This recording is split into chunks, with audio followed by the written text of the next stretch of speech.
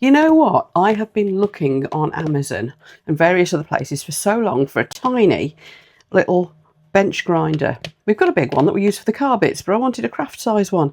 I also wanted one that I could use as a handheld polishing thing, because I'm always getting marked to polish off my originals for making my crystal edge molds and things. And I just wanted a craft size one. Anyway, look what Let's Resin have come out with. I have to say, Let's Resin are absolute genius at coming out with things that we actually need and do actually solve a problem. So let's have a look in here. 4-in-1. One machine, 4 functions. Thanks as well to Let's Resin for sending me this. I am blown away that this thing even exists. So we've got description, we've got instructions. So let's have a look, see what's in the box. Good packaging. Oh, that's neat. Look how neatly packaged that is. Let's have a look at the actual thing first. The actual gadget. The actual polisher. Look at the size of that. So if I'm polishing the surface of something small, that is just so good. And it looks like everything sticks on with Velcro. Oh, blimey, look at that. Oh, no, look at that. You have to make sure it's centered properly, of course, but that's really good, strong Velcro. Marvellous. What a neat little thing. Obviously, we've got some power buttons. Do you hold it? I think my first job is going to be charge it up. Look how fast it goes, though. I think it is charged up. I think it's arrived fully charged.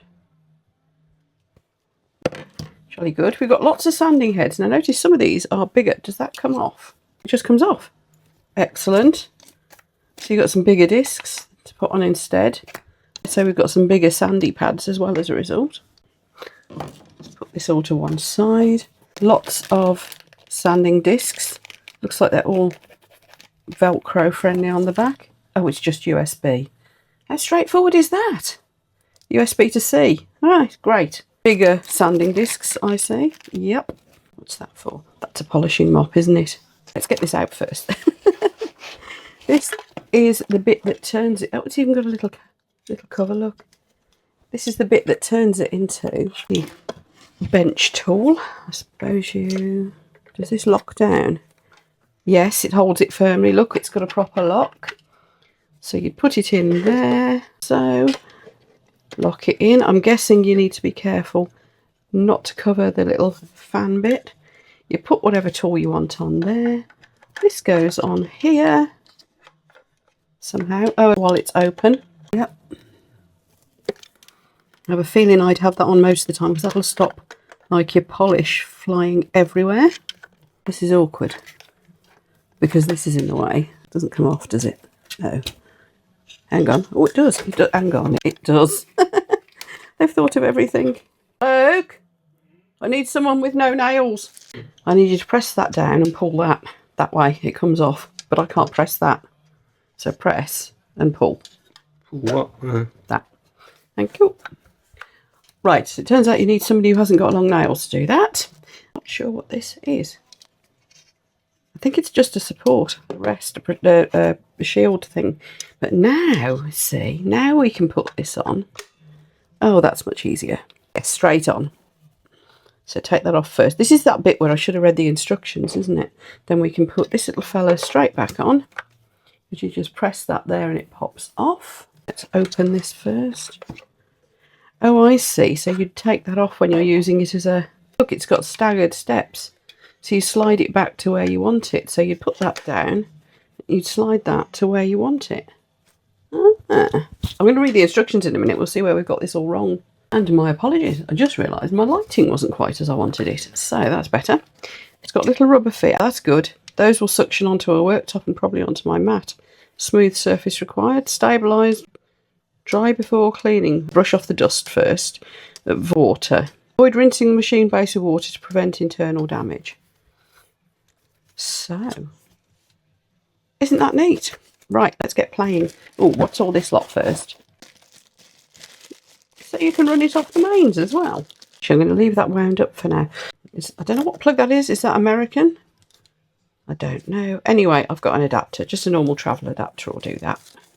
I've got one of those. So that's good. So I can run it off the mains as well. Where's the plug for the mains?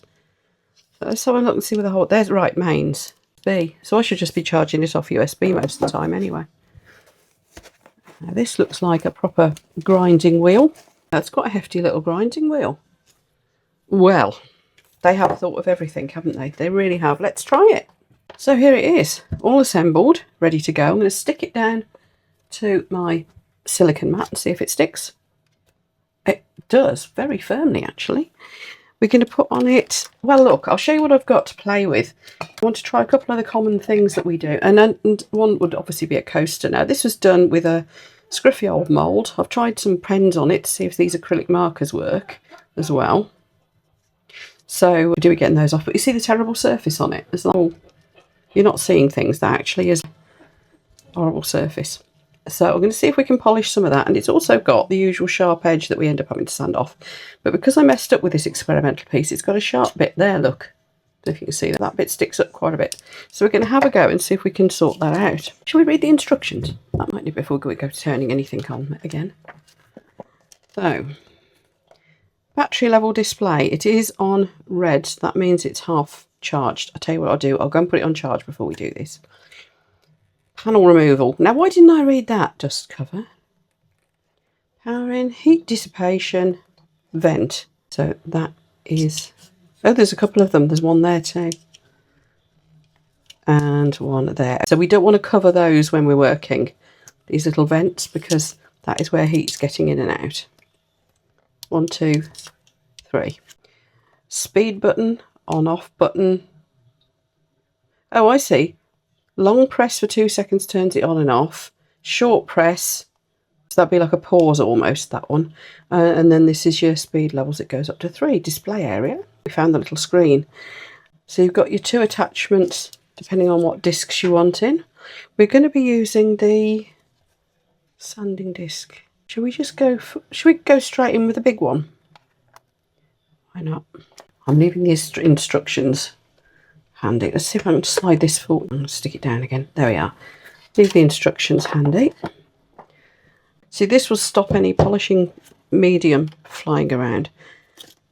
Now let's have we want the big disc. That's this one. Though I think I'm going to be using the little one quite a lot. I thought we'd go in with this big one initially.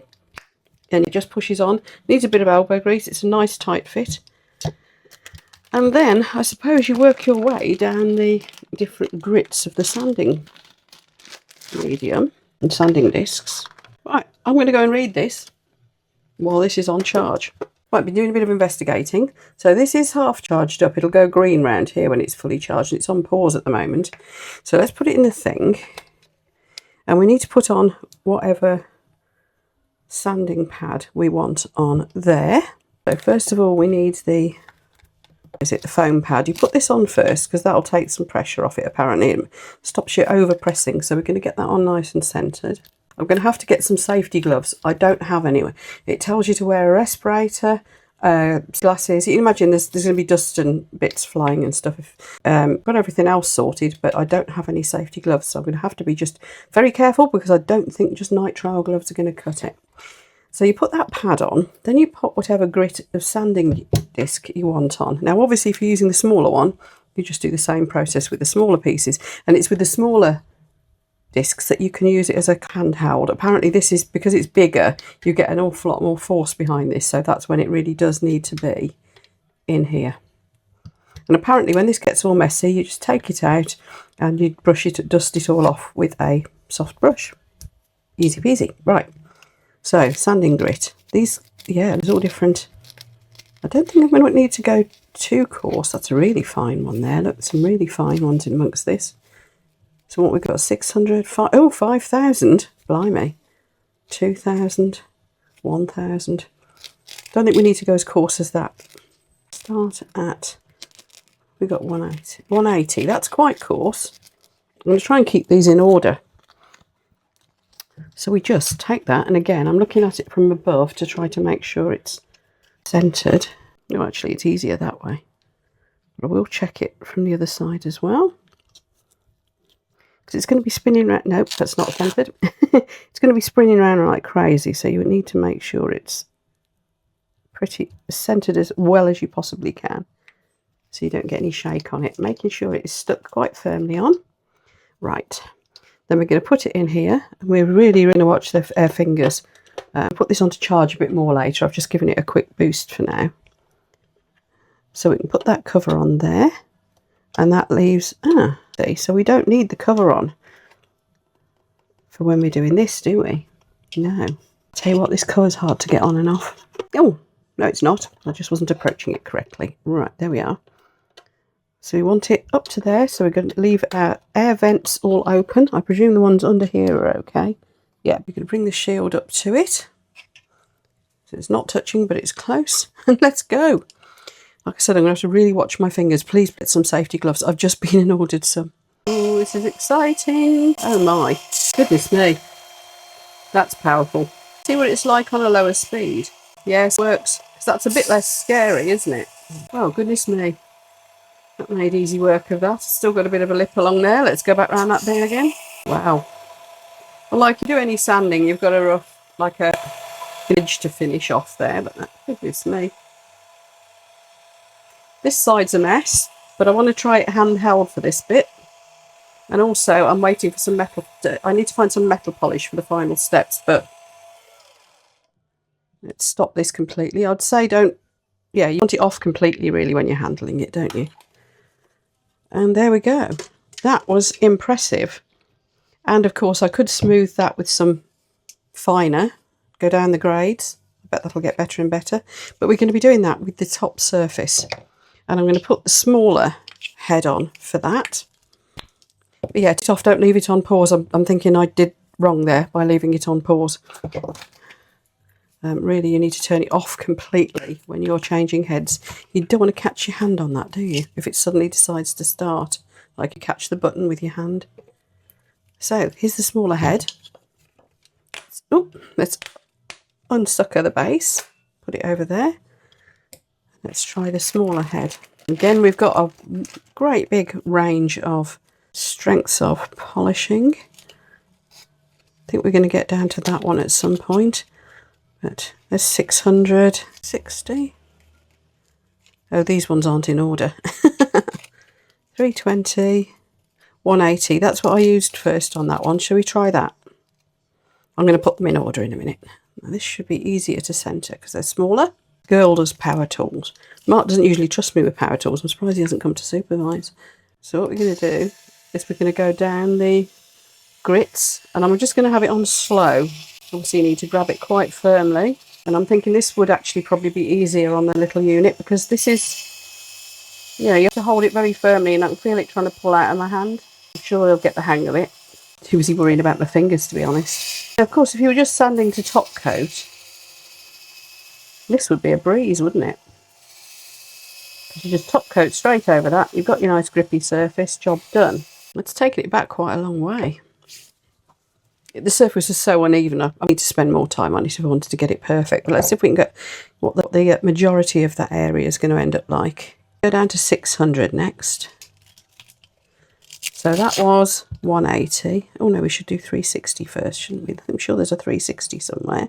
Oh, 320 rather, that's it. Do that next. Because most of my moulds are really mega shiny, I don't really have to sand very often.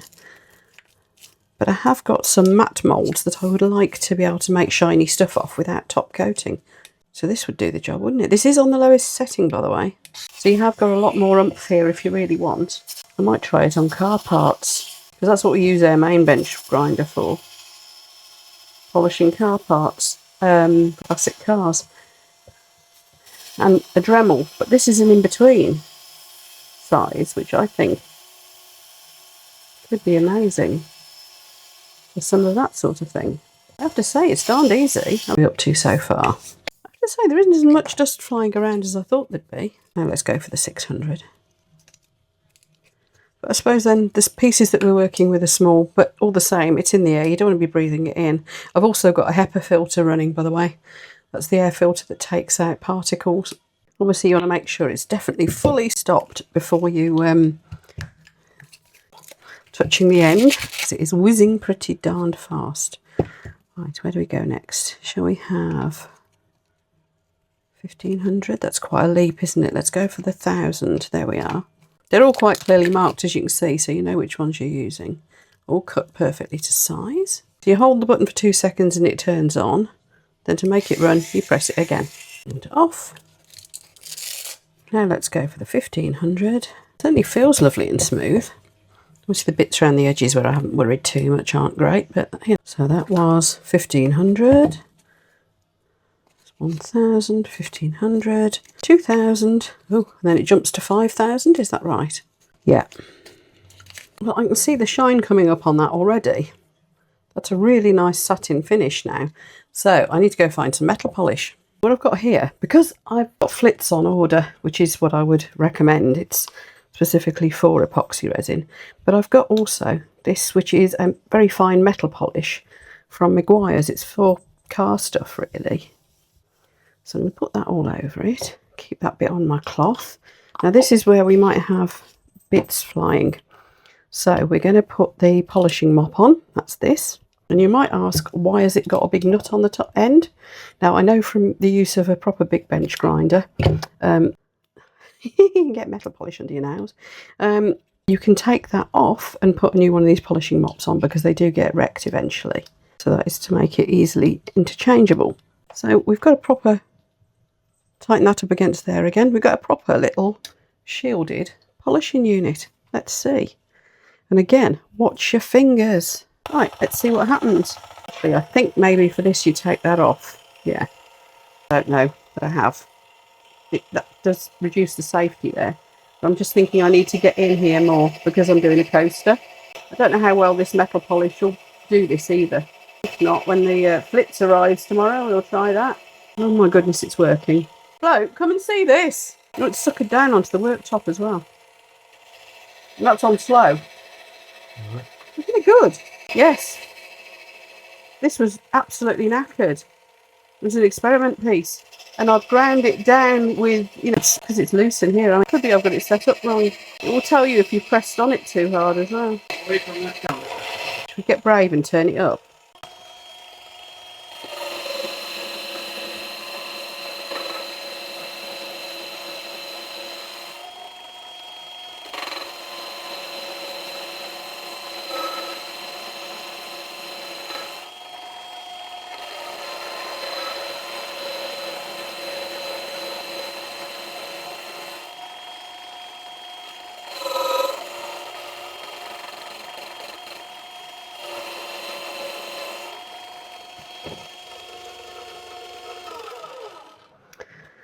Well, let's give this a final wipe over. Now bear in mind this is metal polish for cars. It's not really intended for resin. So, oh, I'll tell you what, when the flits comes tomorrow, I'll give that a final go. But that, I think, is pretty impressive. Let's just have a little finish by hand. That's what I normally do with metal bits, so why not? So for anybody who wonders why I go on about car parts, I've got 2 classic Mini Coopers. And lots of polished bits in the engine bay that people think are chrome and they're not. This is how we've done them. And it takes a lot of elbow grease.